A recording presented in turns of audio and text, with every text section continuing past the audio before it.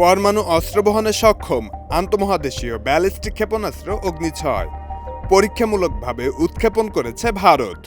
শুক্রবার ওড়িশার উপকূলে দেশটির প্রতিরক্ষা ও গবেষণা উন্নয়ন সংস্থা এবং বিমান বাহিনীর যৌথ তত্ত্বাবধানে এ পরীক্ষা পরিচালিত হয়।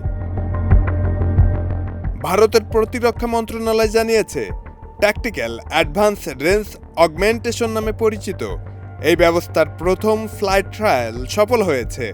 এটি ভারতের নিজস্ব তৈরি এমন একটি প্রযুক্তি যা সাধারণ বোমাকেও অত্যন্ত নির্ভুল লক্ষ্যভেদী অস্ত্রে রূপ দিতে পারে। এই ক্ষেপণাস্ত্রের পাল্লা 10,000 কিলোমিটারের বেশি হতে পারে বলে ধারণা করা হচ্ছে। বর্তমানে যুক্তরাষ্ট্র, রাশিয়া, চীন, উত্তর কোরিয়ার কাছে 12,000 কিলোমিটারের বেশি পাল্লার আন্তঃমহাদেশীয় ক্ষেপণাস্ত্র প্রযুক্তি রয়েছে।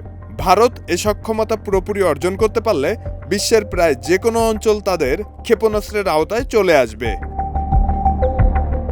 সম্প্রতি এক প্রতিরক্ষা সম্মেলনে ভারতের প্রতিরক্ষা গবেষণা সংস্থার চেয়ারম্যান শামির ভি কামাত বলেন, সরকার অনুমোদন দিলেই অগ্নি-6 কর্মসূচি এগিয়ে নিতে তারা প্রস্তুত।